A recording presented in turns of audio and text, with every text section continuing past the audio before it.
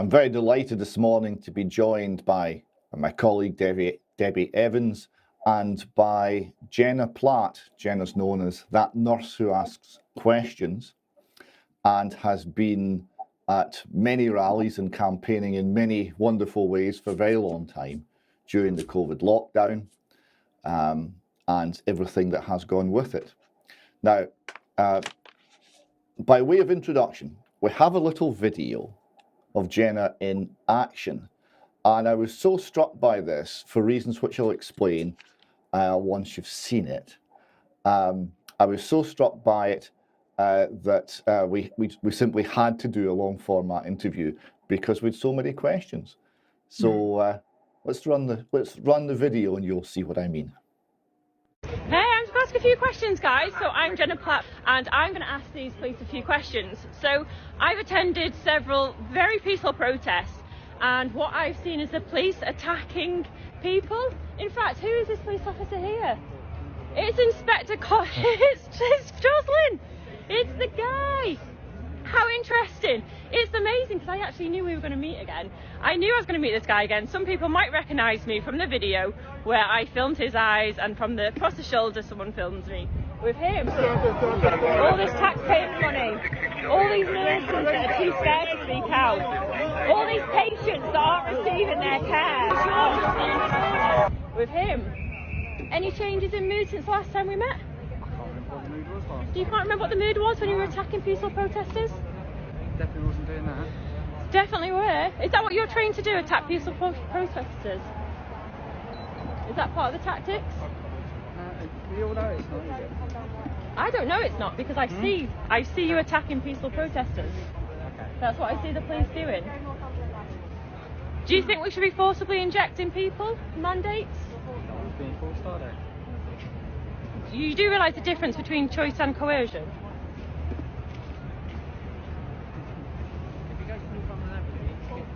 Is coercion illegal? Is it ethical?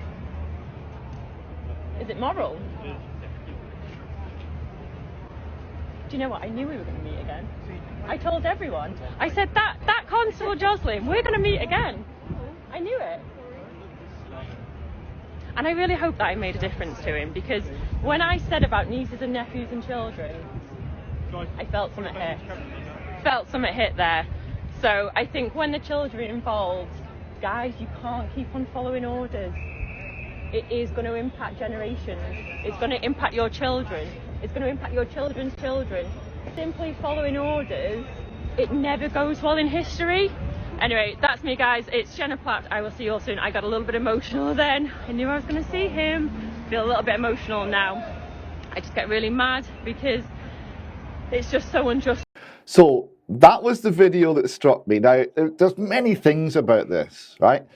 I think partly just the sheer visual impact of a slightly built blonde nurse challenging a line of heavily armoured police in this way was quite striking. But it was more than that. It was in part the way that you went for their conduct, police attacking peaceful protesters. You called it out completely and plainly and without sugarcoating it. You went after, you asked about their training, you asked about their mood.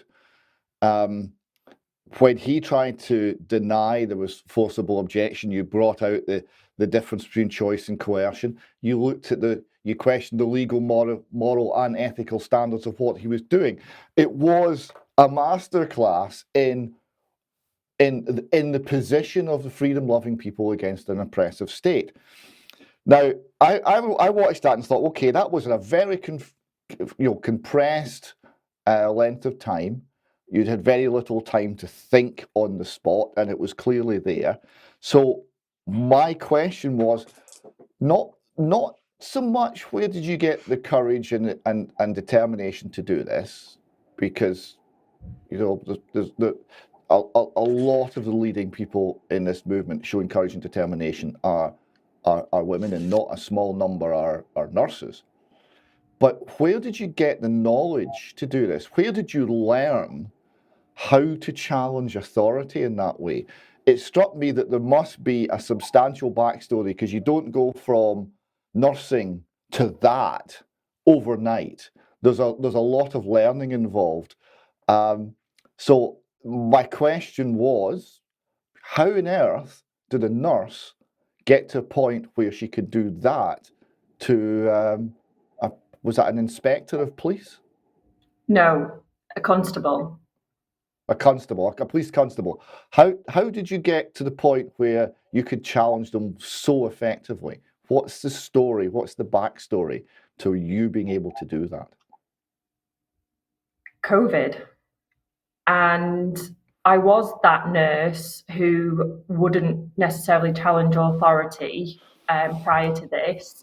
I have always had a fight for the underdog, and I've always been able to speak out if I see something unjust when it comes to other people. However, I would say that I was quite meek and mild, and that I wouldn't necessarily challenge authority, or I would do it in a less potentially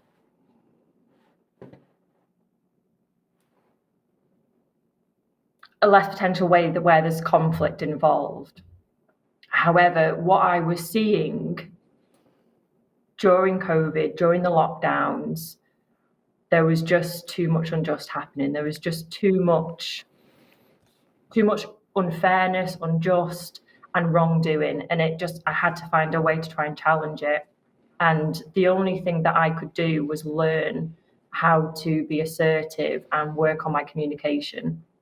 Right, so essentially they've made you, right? Because this idea of coming from a point of view where we all have personality traits, and essentially almost any personality trait, if taken to an extreme, can be detrimental. If you're mild and gentle, but you're too mild and gentle, you become a doormat, you become unable to stand up against injustice, etc. So it's necessary sometimes to go against major aspects of one's personality in order to maintain a position that is morally acceptable. So essentially, it was their imposition of a medical tyranny that kind of drove you to become to have the skills you now have in terms of communication, in terms of argumentation, because I thought that was great argumentation as to how you put the point forward. So you know, that's a long journey. Could you maybe start off with how you made your first steps in this, how you started down the line of asking questions and thinking, well, there's a line, right? There's an unspoken line that most people respect that says, keep your head down, keep your nose clean, don't challenge authority, don't do that, keep your head down, don't be the person who causes trouble, who asks the awkward question, who gets everyone riled up. Do you recall if there was a particular moment where you recognized the line as you strode across it? So right, okay, I'm crossing this now. This is what I must do. Was there a point in time where you decided I must speak out? Yeah, so I feel that after watching that video, it's made me feel quite emotional. I'm kind of gathering my thoughts slowly, because it was a completely different world then when I was talking to that police officer. You know, it was so tight and intense, and it felt so necessary to take action. And I think for me, the consequences of not doing anything was what motivated me to get past my meek and mild, personality, and was to really come out of the shell. And I wanted to at least try. And I guess the moment, so like many people, I had a mortgage, I had a job, I had things that I was worried that I was going to lose if I rocked the boat too much. And my husband is the spreadsheet guy, the data guy, the numbers guy, and I was the behavior, the communication. And then between us, we were kind of having conversations with something isn't right. And we kept on, being promised that when this happens, we'll get our freedoms back. When this happens, we'll get our freedoms back. When this happens, we'll get it back. And it got to a point where I was like, Rob, this is never going to change. This is just, dangling the carrot, and unless people start to do something. So I was starting to post on Instagram, but I wouldn't show my face because I was scared. And I was aware of how people were being attacked for when they were questioning things. And that's one of the reasons for people being obedient, is because they see what the consequences of disobedience. So I was aware of what was happening, and I was thinking, how can I do something yet minimize the risk of loss? So by asking questions, how can you not ask questions? How can you get called a conspiracy theorist if you are asking questions? So that was the route that I took. I didn't share information. I was just trying to learn and make sense of what was going on. And for me, the point was I went to 2 protests in Manchester. I think it was like October and December time. And I could see all these people that were thinking kind of similar things that me and my husband were. And then I believe it was Matt Hancock's 50 million jabs to freedoms. I believe that was it. And it's like, no, nothing's happened. Nothing's changing. So me and my husband had a discussion, and if this promise, if we were let down again, that was it. I was going to do something, and we were let down again. So that's when I walked to London. All right. So this is a very critical issue that you've highlighted there, and one that we've talked with sometimes seasoned campaigners who have been fighting some aspect of the state for years without actually grasping this concept. You talked about minimizing risk. You're talking about weighing the risk of opposing the state with the consequences of not doing it, and to position yourself so that you have the least risk for the maximum effect, which is a very wise and quite correct way of doing it.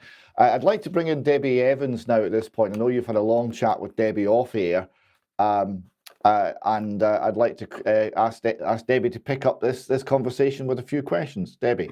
Jenna and I have had an amazing conversation, and I think I just want to make it clear that, Jenna, you are a trained nurse. You're a trained nurse. You trained in the NHS, and I mean, your determination and the fact that you are so, and I think David said the word that really struck me was wise, because you are incredibly wise beyond your years. And I think the gentle way that you've approached this has been key. But what interested me when we spoke so much was the fact that we were learning about the attitudes of people within care homes and the attitudes of nurses within care homes. And, I'm just going to put a little caveat in there, because I know that there are still plenty of people working in the care profession and nursing purely because they want to look after their patients, and they refuse to leave because they're so worried that if they do leave, their patients are going to suffer. So I just want to put that caveat in. But similarly, your concerns, a lot of them were around the Nursing and Midwifery Council Code for Conduct. And, I'd never thought of it until you told me. And I went to look at the NMC Code of Conduct, and I know we'll get a shot of it up for viewers to look at. But actually, your question was very, very simple, Jenna, and it was to other nurses: why are you angry at me? Because people were obviously questioning what you were saying. And you were saying, why are you angry at me? Why are you not angry at the Code of Conduct? And I would just like to ask you, because I mean, I've read the Code of Conduct since, and it says things like you have to treat people as individuals and uphold their dignity. You have to treat people with kindness. And when I was nursing, TLC and kindness was key. And I just want to ask you, what kind of reaction did you get from nurses when you said, don't be angry with me, be angry. If you want to be angry, why aren't you angry with the Code of Conduct? Because you were just literally following your code of conduct. Can you explain that a bit, because it was so effective? I'm not particularly materialistic, and I had no fear of, I'm not attached to material items. So if I was going to lose everything, that was fine. I was okay about that. I was okay about, losing my job or losing my house, because as I mentioned before, the consequences of taking no action was too painful for me. But there are people who have children. I haven't got children. So there are people who are in different situations to me.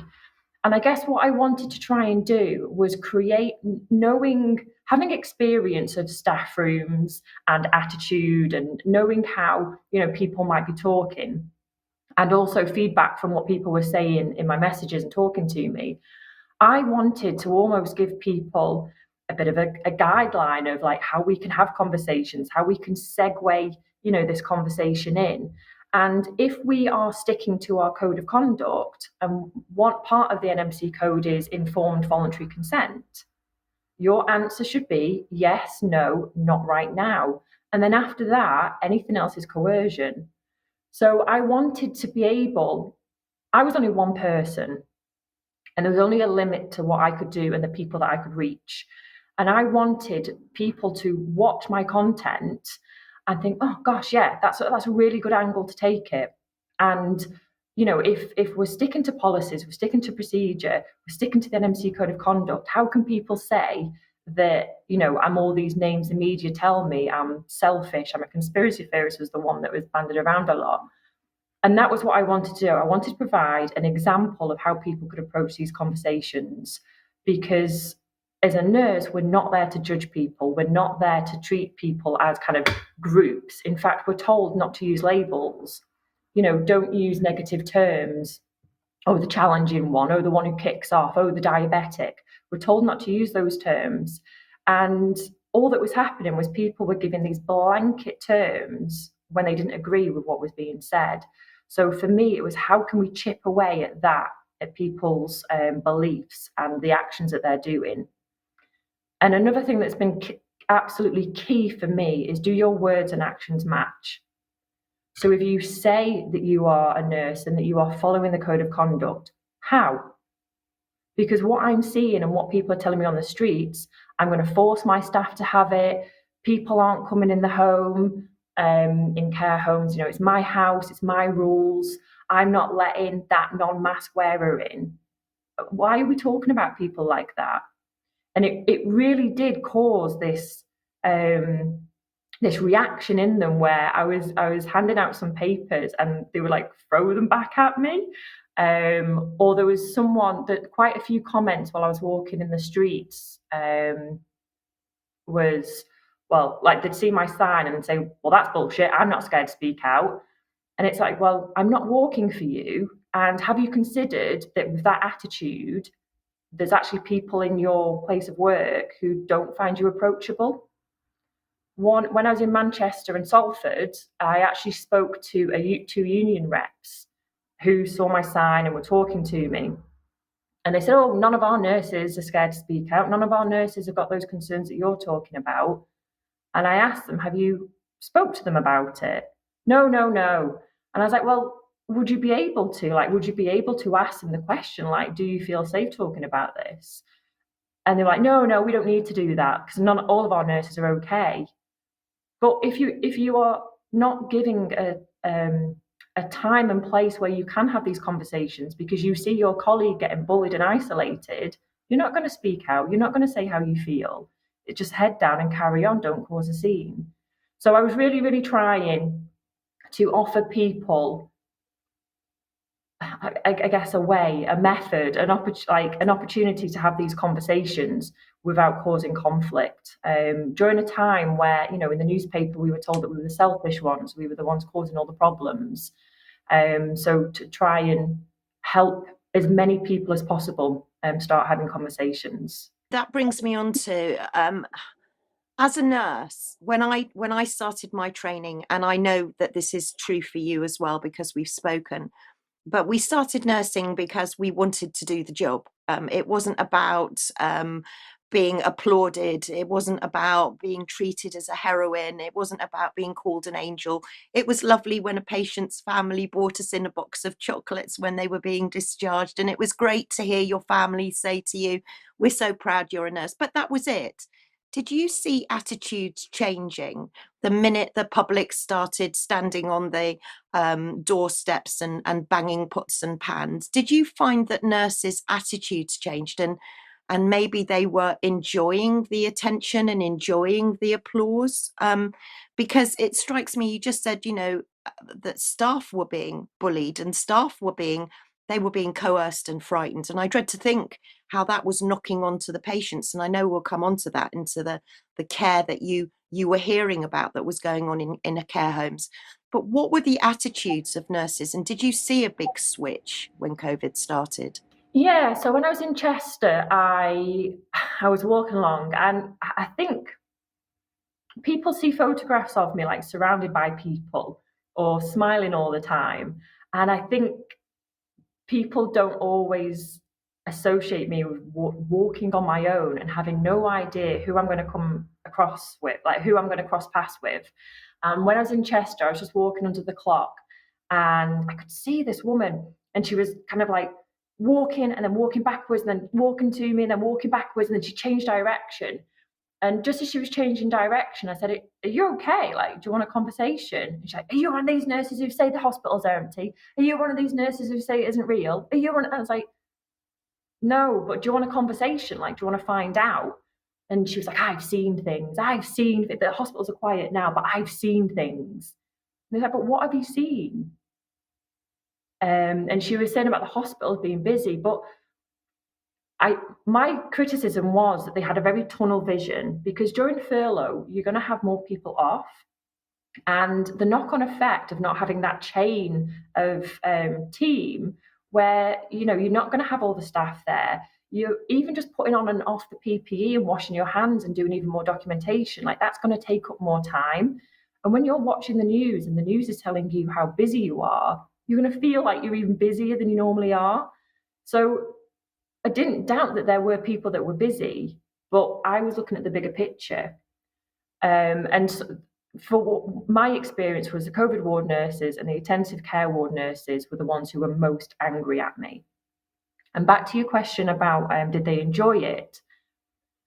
What I found is that identity is completely kind of interlinked with people's reaction to COVID. And for me, I don't feel the need to be part of a group. Like, I'm happy on my own. I'm happy as part of a group. I'm not particularly attached to an outcome. Whereas I had colleagues who I'd done like my training with, and they just wanted to hold on to it. They just did not want to let it go, because they were now getting flowers at the door, rainbow banners with like their names stuck on windows around their house. They were getting applauded as they came back from work. They were going to the shops early. They were getting to the front of the queue. They were getting discounts, free food. And for me and nurse colleagues like that, it was almost like a tug of war, where I was like, we should just be doing a job without all of this. And it was like, no, you're taking it away from me. And it was just this battle of identity. And I'm doing my master's in transactional analysis. And one of the points in that, it talks about kind of social conversations and psychological conversations. So what we say at surface level, and then what the deeper meaning is. And I think there was a lot of people who were saying, I care, I'm being safe, I'm doing this. And actually, they were getting quite a lot of nice, what we call in TA strokes. Like, you're an angel, you're this, go to the front of the queue.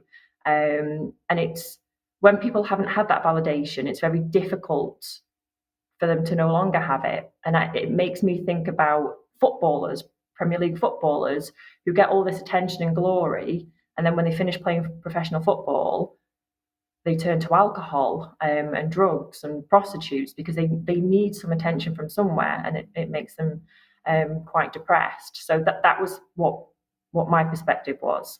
Correct me if I'm wrong, what you're describing there is really a bit of a fight for the soul of the profession, right? A fight between those who are seduced by praise and attention and those who are concerned that that the essentials are being lost. Things like kindness and respect and valuing of individual autonomy that are core to the nursing profession. We're being overwhelmed by the state manipulation. As the state manipulated the whole society, it manipulated the nursing profession as well, and possibly more so, in order to get their desired result. Did you feel you were in a war for people's hearts and minds, for nurses' hearts and minds? I definitely felt it was a battle. It was, and I think now when you talk to people, they've completely forgotten how difficult things were, how intense things were. I know when my husband dropped me off to walk to London, and I've got my little rucksack with me, and I walked past, a few miles into the walk, I walked past police cars, and they'd stopped with some police officers. And I genuinely thought I was going to get arrested, like at that moment, because it was essential travel only. You know, don't go out of like an hour or something away from where you live. And there was when I was walking in London, there was, I don't want to name the shop because I don't want to, you know, that's not fair on them. But I was in a shop who were offering me support. And you know those little grey boxes that are on wheels and like people stand on them to stock shelves? There was one of those in there. So I was sat down and they were like, letting me use the toilet, letting me have a drink. And not to be a drama queen, but I felt like Anne Frank, and they were hiding me because every time a customer came into the store, we just stopped talking. Or we talked about the weather. Like that there was an agreement between all of us without actually saying it, that when somebody comes in the shop, we'll moan about the rain. And it was just so eerie. And that was one of the moments that made me think, like, this is so bizarre. You really were on your own, weren't you? I mean, when you say you walked to London on your own, you didn't have a team of people around you. You had a load of power banks in your bag because you were worried to death that your phone charge was going to run out. And you really were completely on your own. I mean, how did your husband feel about that? Because it must have been scary. And you know, when you said about Anne Frank, and I remember saying to you when we were having a conversation, it's almost like I'm talking to you as the French Resistance, because you were getting smuggled into people's homes to be able to sleep on their sofa overnight. I mean, it's completely extraordinary, your walk. But tell us about how you felt on your own, because I know that you did feel threatened at some points and you were scared. And I think there was even a time where you were considering purchasing a stab vest. Is that right? Yes, it is. So I'm uncomfortable because I'm shifting around in my chair now. So yes, it did feel like a risk. I had no idea who I was going to come into contact with. I was given my location on the walks. And the reason for that was because I wanted people to meet up with me so that then they could have contacts and connections within their local community. So I would help these people connect, and then I'd go into the next city and things. And then people were so mad. And with you saying about a battle, there was also a lot of friendly fire, where there was a lot of people who, you know, were in agreement with what I was saying. They were just not in agreement with the methods I was using. And they would put stuff out there saying I was a shill and controlled opposition. So it really felt like I was getting it from both sides. And there was a time where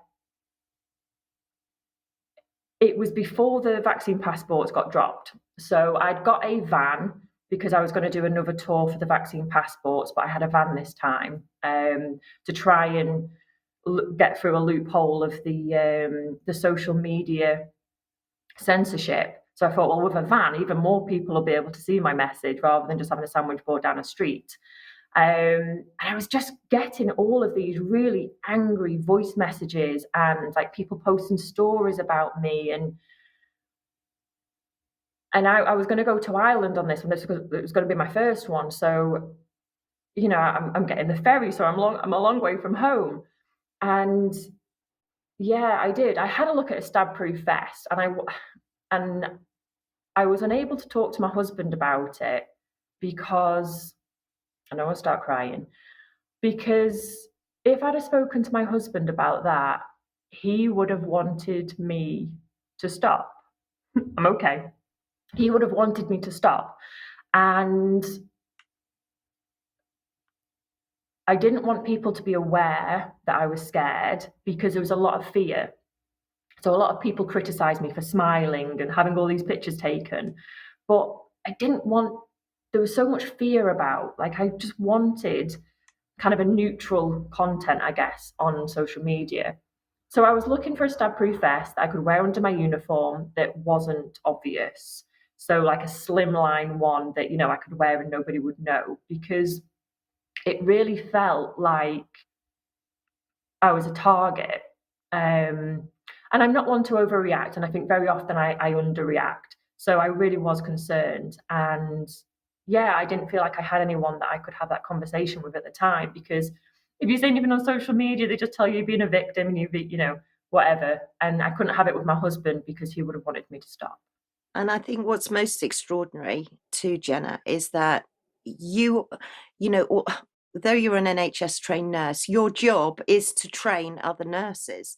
So you are prepared to lose everything for this cause. I mean, this wasn't just any old walk to London. This was a walk to London in the most, when you said intense, when you look back at that video that we saw earlier on in your interview, you could see how intense it was and how surreal almost looking back at that world, that you couldn't even go out for a walk without being frightened that you were going to be arrested. But you've got to the point where you are prepared, you have been prepared to lose everything so that your staff and the people that you work with, they would be okay, but you would potentially lose everything. And I know that you haven't just done the walk. I mean, I have to bring this up because I just love it. What you can do, the things that nurses can do, actually, or anybody can do with a rainbow and a high vis. And I'm not going to say any more. I'm not going to steal your thunder, Jenna. I'm going to let you tell the story of the rainbow sign and the high vis, because I think our viewers and listeners will love it. Yeah, so back to what you said about losing everything, we had a conversation. So I would never want anyone to feel insecure or worried about actions that I was taking. So we had a conversation with our team that said, and we said, sorry, if any backlash comes, if anything happens with work, then we will sell our house to be able to pay your wages. We were prepared to do whatever it took, but also make people feel comfortable about what I was doing, because we have got responsibilities. And yeah, so with the rainbow, so I was going to Wales because they brought in the vaccine passports, I think for large events from memory. And myself and my friend were going to Cardiff to put out some posters and have some conversations to find out, what was on the mind of people. So we got designed a little logo with a rainbow, and it said, "Getting back to normal safely and sensibly." And we got a hat, we got a high vis, we got a rainbow lanyard, we put masks on our wrists, and we stopped at every service station from Stoke-on-Trent to Cardiff with our little kind of cleaning trolley equipment and stuff. And we took down all the outdated signs because I just felt that people needed space for their brain to stop receiving all of these, like, just being bombarded. And nobody stopped us. Nobody said anything. Nobody questioned what we were doing. And then we got to Cardiff, and we didn't even know whether we could go in restaurants because we weren't sure what the rules were. But I think it was just like concerts and things. So we were having something to eat, and we were prepping for the day after, and we were just talking about people about how they were feeling. And nobody seemed bothered. Nobody seemed to think about like the long-term impact. And I was trying to have conversations, and this one woman in particular, she was saying that she agreed with it.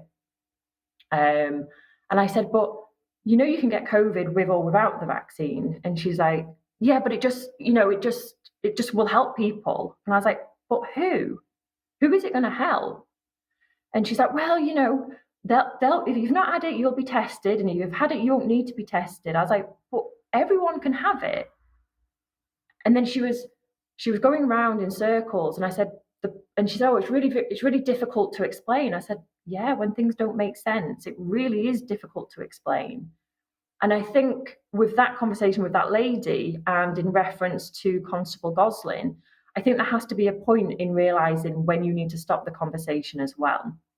So on that video, you'll hear me say, I knew we were going to meet again.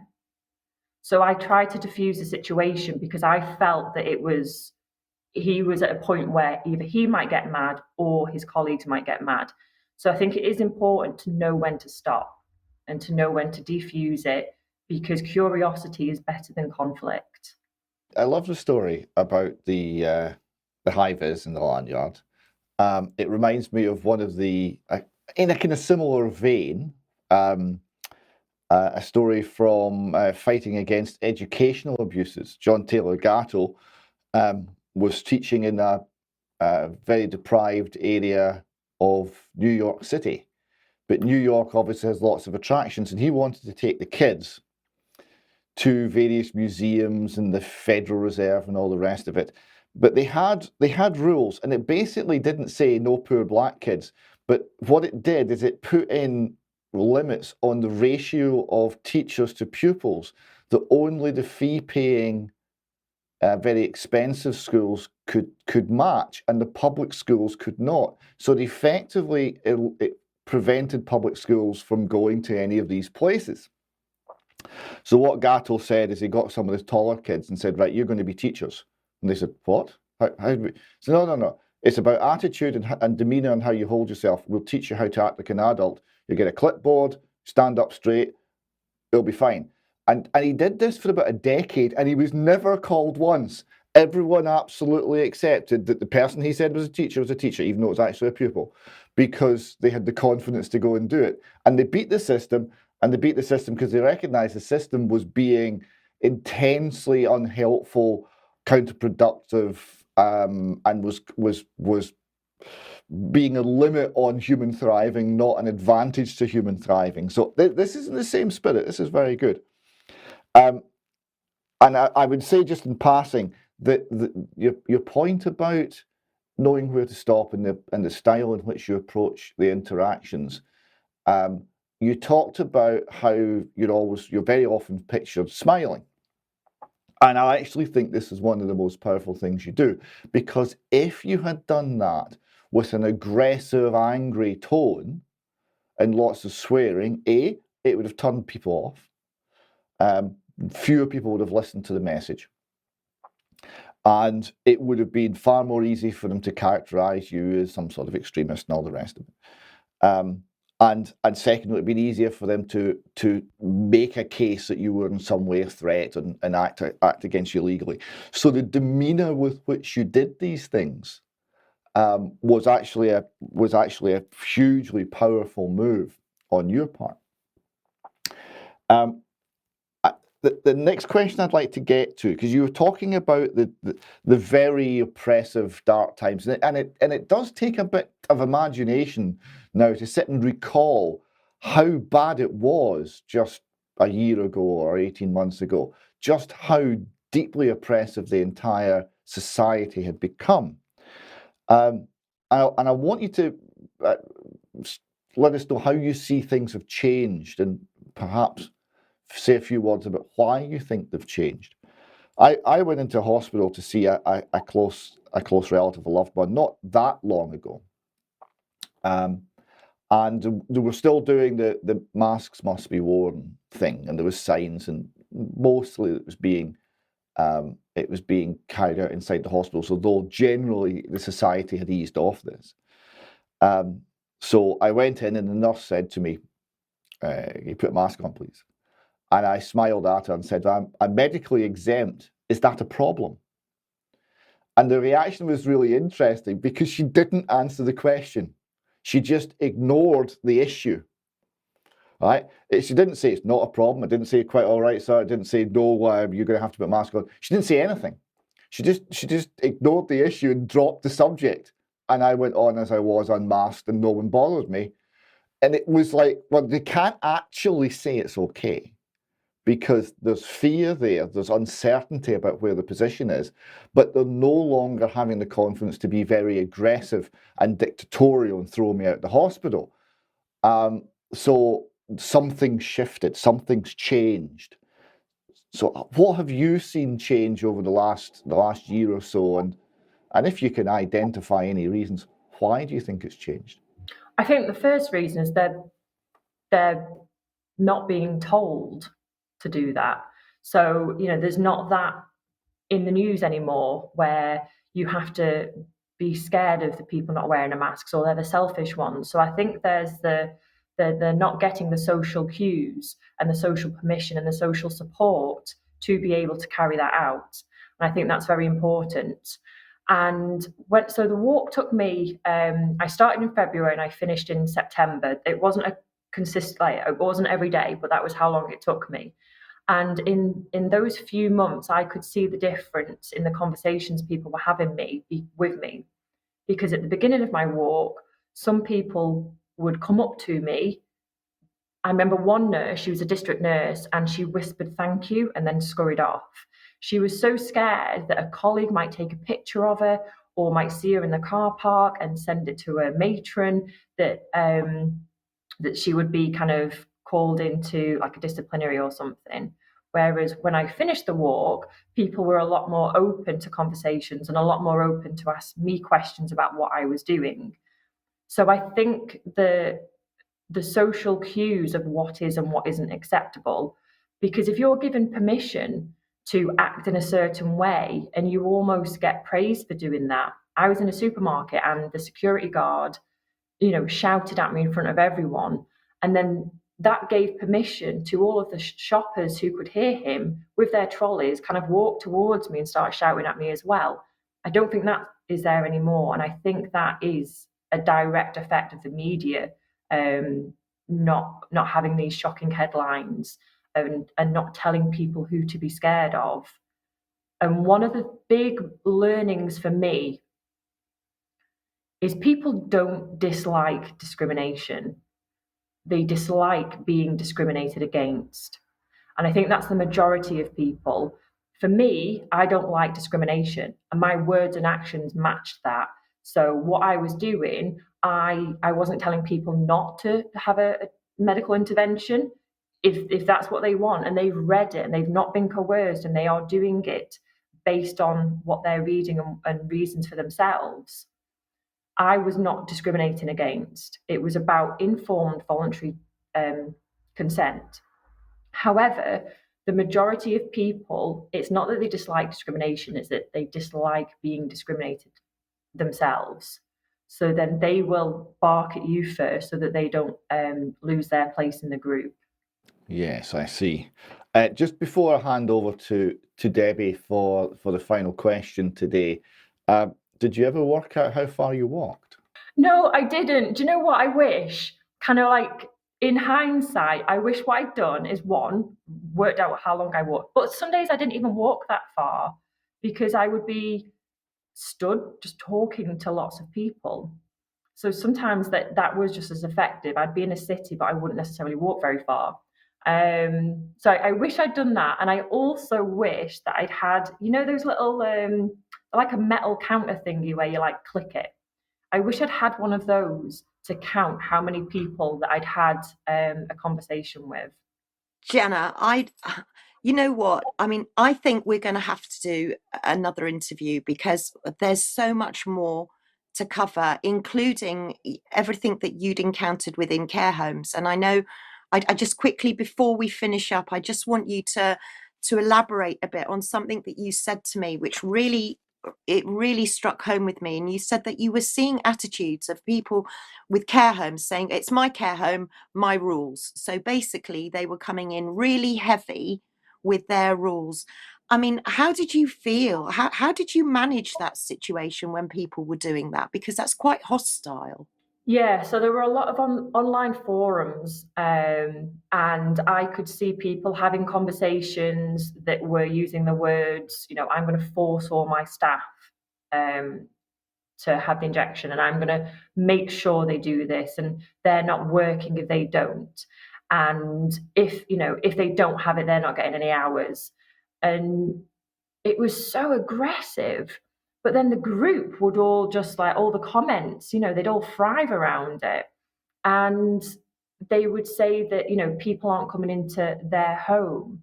And, working in care of the elderly and end of life care, it was never our home. It was the people who pay to live there, and we're there to support them. So again, the words and actions aren't matching at all.